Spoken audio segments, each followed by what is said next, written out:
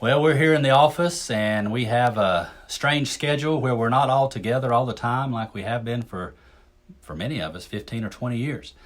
And so ministers are coming in and out, and I thought I'd take the opportunity while we're here together to interview some of them to let you get to know them a little bit better.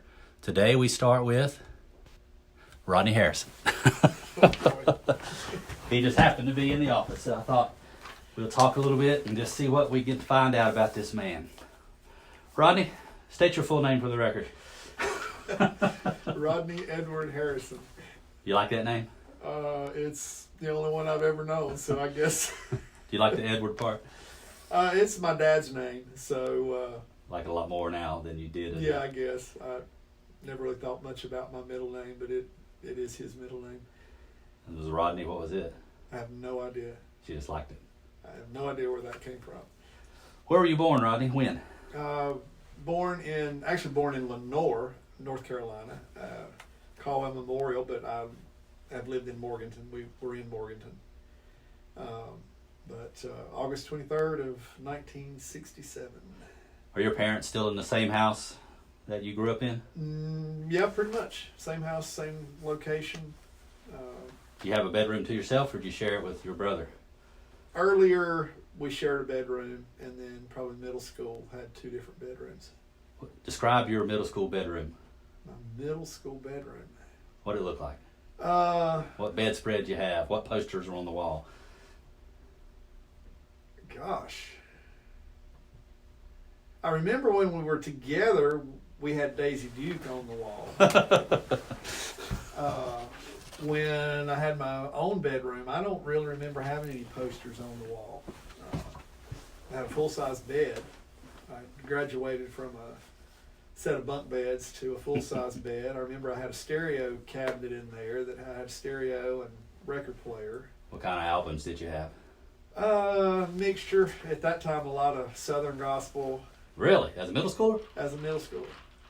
Wow. And for my 13th birthday, they had taken me to get me away from my surprise birthday party. I found a $20 bill in the parking lot at Sky City. And the first album that I ever bought myself was the Urban Cowboy soundtrack, double album. So that was kind of just one album I remember playing forever. What song do you remember from that album? Looking for Love in All the Wrong Places.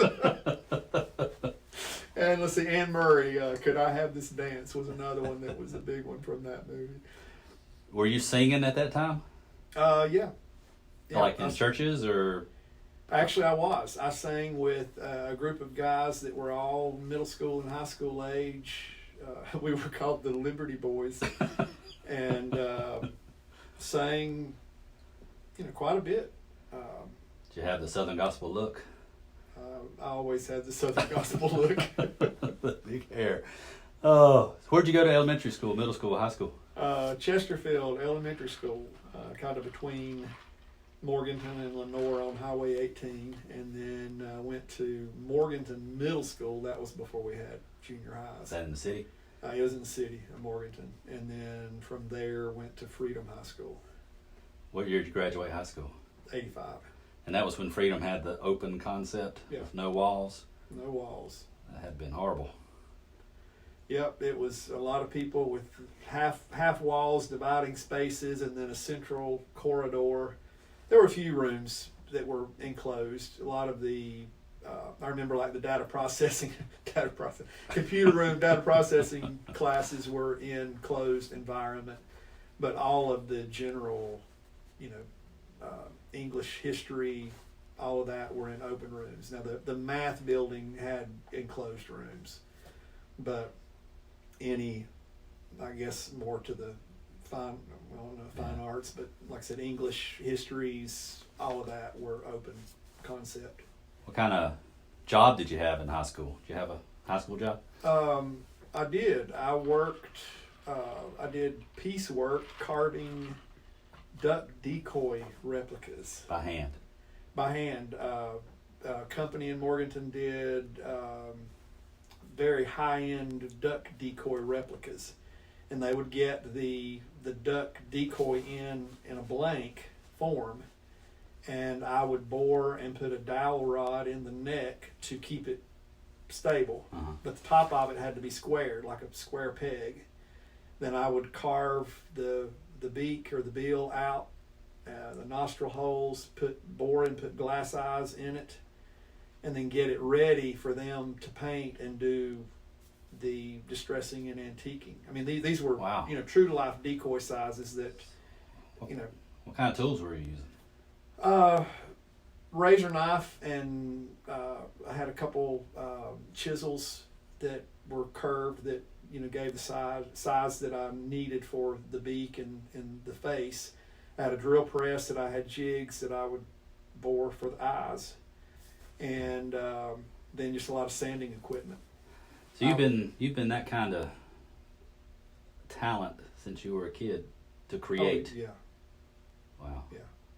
And even before that, my junior high and high school years, we had a neighbor that had a ceramic shop.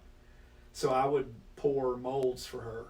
Just go and work in the basement and pour slip into the molds, and then dump it and get it ready to go into her ceramic shop to sell. So doing the duck decoys, I made really good money because it was piecework. So I never had to work McDonald's or a typical high school job. You got paid by the duck? I got paid by the duck. Do you have any ducks? I have 2 at our house, and then there's one at Mom and Dad's that's still there. Wow. So how much would they sell for? I'm thinking, 38, 40 years ago, these were decoys that would sell for $500 and $600, $700.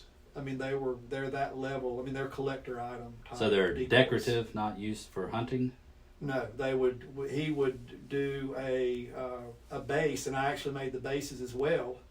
But then the guy that I worked for was a master finish person. I mean, his forte was finishes and doing like gold gilding and things like that on picture frames. But he had this line of duck decoys, and he would do the painting and the finish work to where, we'd even put shot in it. I had a little tool that I would hit it with to make it look like it had been shot with a shotgun. And but then he would do the antique finish, and unless you had a trained eye, you would think this duck decoy was 100 years old. Wow. They were very nice pieces. Wow. So what was your first job after school? First real job? In the furniture industry. My dad was a plant manager for a small high-end furniture company, and at that point I knew I was going into the direction of furniture. And so when I got out of high school, started working there, and I went to college in Hickory. Catawba Valley Community College. Furniture Production and Management was the name of the degree. So it worked out to where I could work at that factory in the mornings, and then I would go to school after that. Oh. Is that where you met Linda? No, I met Linda. Our families grew up together in the same church. So. Oh. So how old were you when y'all first met? I always knew her. Oh, really? I mean, for the most part, her family moved to Morganton in maybe 1970. How old were you when you realized you liked her?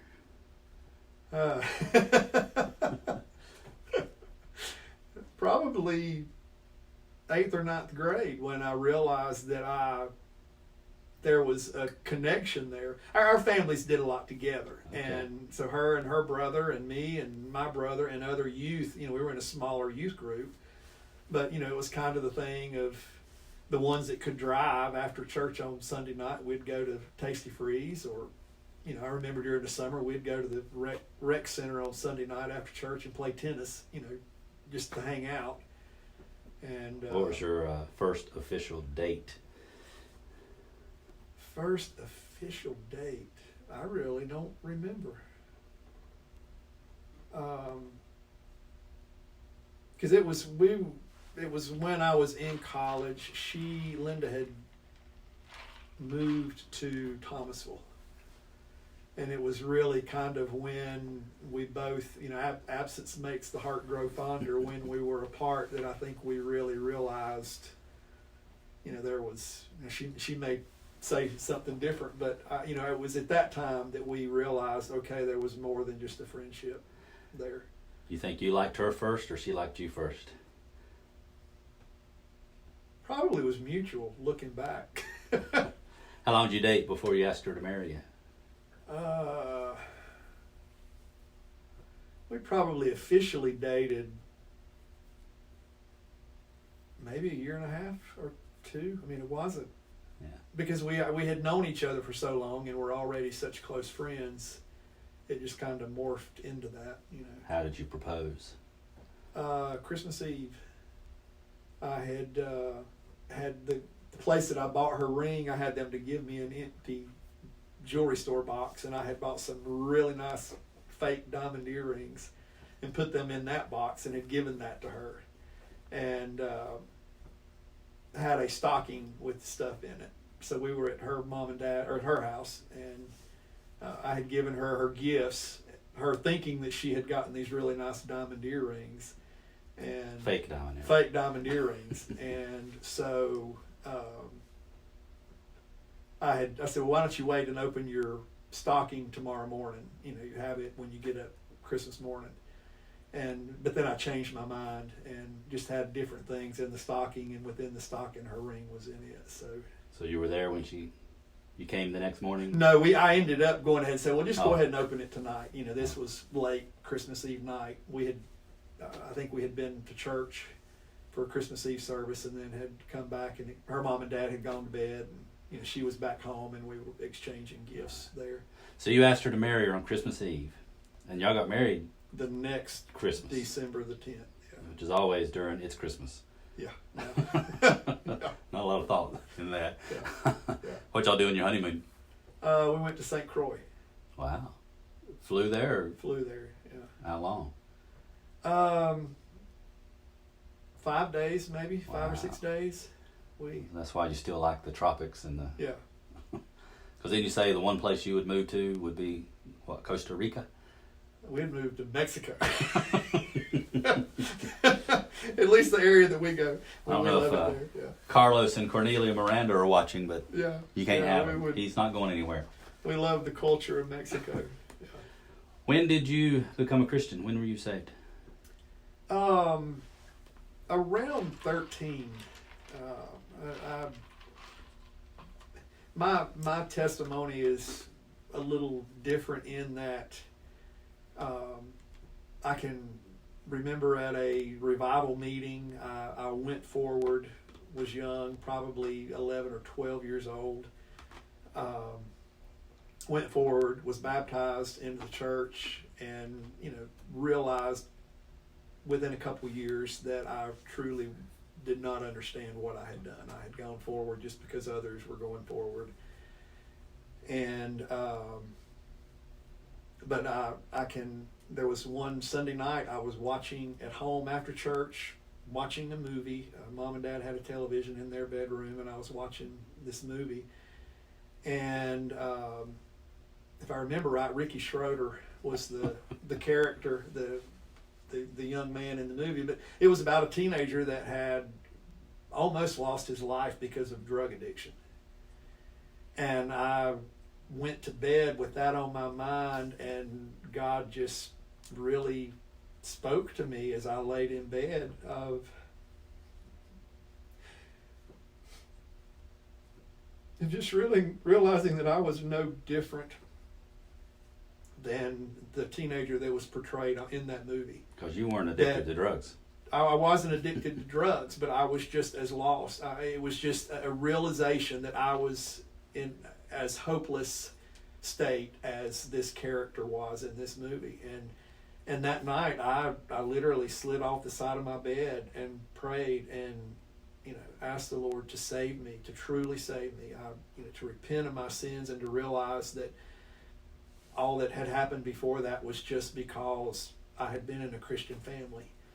And and that was, I just very distinctly remember that night,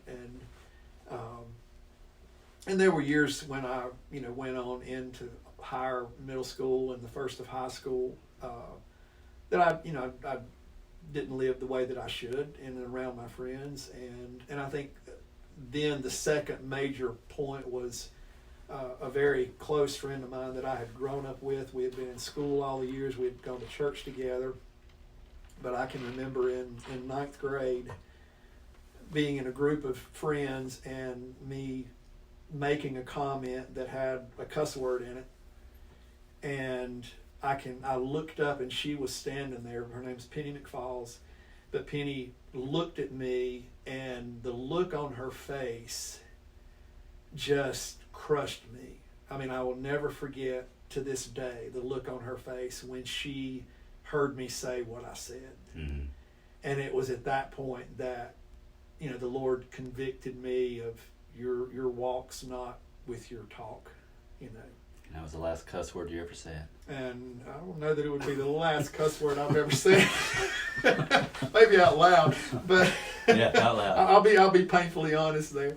But it was definitely a moment for me as a young man mm-hmm.